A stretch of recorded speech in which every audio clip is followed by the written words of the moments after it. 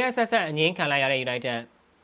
ကိုတဖက်တန်းဂျိတ်ခရက်နေတဲ့ကောင်မလေးစီက reply မလာတဲ့အခါမျိုးဖုန်းမကင်တဲ့အခါမျိုးကြရင်မအိတ်နိုင်မစားနိုင်ဖြစ်ကြဘူးမဲ့ထင်ပါတယ်ကိုဘက်ကဖိတ်စာတစ်ချမ်းရိုက်ထားပေမဲ့တစ်ဖက်က France စုံနဲ့ထည့်လိုက်တဲ့အခါမျိုးမှာတော့မျောလင်းချက်ရေးလေးနဲ့စောင့်ဆိုင်ခဲ့ကြဘူးမဲ့ထင်ပါတယ်တစ်ဖက်သက်ဆိုတာတစ်ဖက်ကိုတန်ရင်ကိုပါတည်တဲ့ဆိုတော့အသွားပဲရှိပြီးအပြန်မရှိတဲ့မိတာတွေကြောင့်မှရှင်တန်ရတာကလည်းဝေကျွေးမျိုးပါပဲဒီလိုမျိုးအခြေအနေကနေကျမကတော့ရှင်းကိုမချင်နိုင်ဘူးကျမနဲ့လာမပတ်သက်ပါနဲ့လို့ခါခါတီးကြီးညင်းဆန်ခံလိုက်ရရင်တော့ရမကာကိုဖော်ပြပြီးကြေကွဲလူငယ်ဖြစ်ခဲ့ကြဘူးမဲ့ထင်ပါတယ်အခုလည်း United ဟာရဲဆက်ဆက်အငင်းခံလိုက်ရပြီဖြစ်ပါတယ် United တို့ငင်းခံလိုက်ရတာကကောင်မလေးစီကတော့မဟုတ်ပဲ Sporting သားလေး Vida Joker ရဲ့စီကပဲဖြစ်ပါတယ်အသက်29နှစ်ရွယ်စီနေတိုင်းစစ်မှုဟာဒီနေ့နေရာဒီမှာဥရောပထိပ်သီးအသင်းတွေရဲ့အဓိကပြည့်မဲ့ကစားသမားဖြစ်တယ်လို့ကစားမကိုယ်တိုင်ကလည်းဒီနှစ်တွေမှာ Sporting ကနေထွက်မယ်ဆိုပြီးတော့ဒီဗျူထားသူဖြစ်ပါတယ်Vida Joker ဟာပြီးခဲ့တဲ့ရာသီတုန်းက Sporting အတွက်ပြိုင်ပွဲစုံ52ပွဲမှာတင်းကို54ကိုထိသွင်းယူပေးထားနိုင်ခဲ့ပြီးတော့အသင်းအတွက်ပေါ်တူဂီမှတ်ပေးဖလားကိုစုခုပေးနိုင်ခဲ့တာဖြစ်ပါတယ်Sporting ကစားမကိုရောင်းချလိုတဲ့ဆန္ဒမရှိပေမဲ့ဂျိုကာရဲ့သဘောတူညီထားတဲ့လူကြီးစုကောင်ဆန်ဆန်သဘောတူညီချက်အရ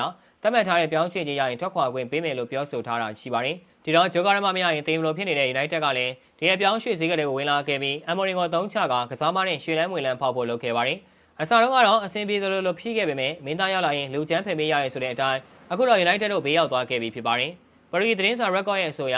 ဂျိုကာရဲ့သူ့ရဲ့ agent ဖြစ်သူကကစားမအနေနဲ့ United ကိုလာမှာမဟုတ်ကြောင်းတခါတည်းအသိပေးလိုက်ပြီဖြစ်ပါတယ်။ United ဟာဂျိုကာရဲနဲ့မကြသေးခင်ကမှဆွေးနွေးမှုတွေပြုလုပ်နေပေမဲ့ Sporting နဲ့ဂျိုကာရဲအကြပြဿနာတွေကြောင့်ဆွေးနွေးမှုတွေကကြမ်းကြာနေရတာဖြစ်ပါတယ်။နာမည်ကျော်သတင်းတော် Fabrizio Romano ကတော့ဂျိုကာရဲဟာ United ရဲ့ radar ထဲမှာရှိနေဆဲဖြစ်ပြီးကစားမကိုယ်တိုင်ကတော့ Old Trafford လာရောက်ဖို့လမ်းဖွင့်ထားတယ်လို့အတည်ပြုထားပါတယ်။လောလောဆယ်အချိန်မှာတော့ဂျိုကာရဲကိုခေါ်ယူဖို့အတွက် Arsenal ချယ်ဆီတို့ကလည်းစောင့်ကြည့်နေပြီးပြီးခဲ့တဲ့ရက်ပိုင်းတုန်းကတော့ Arsenal အသင်းဟာဂျိုကာရဲအတွက်ယူရို60ပတ်ကိနဲ့ကန်လန်မှုတစ်ခုပြုလုပ်ခဲ့ပေမဲ့ Sporting ဘက်ကတော့ငင်းဆန်သွားခဲ့ပါတယ်။ဘောလုံးအားကစားနဲ့ပတ်သက်တဲ့သတင်းတွေကိုအကောင်းဆုံးတင်ဆက်ပေးနေတဲ့ကျွန်တော်ရဲ့ page ကိုလည်း like and follow လေးလုပ်ပေးခဲ့ကြဖို့ဖိတ်ခေါ်လိုက်ပါရစေ။အဆုံးလေးကြည့်ရှုပေးခဲ့ကြတဲ့အတွက်အားလုံးကိုကျေးဇူးထူးပဲတင်ရှိပါရခင်ဗျာ။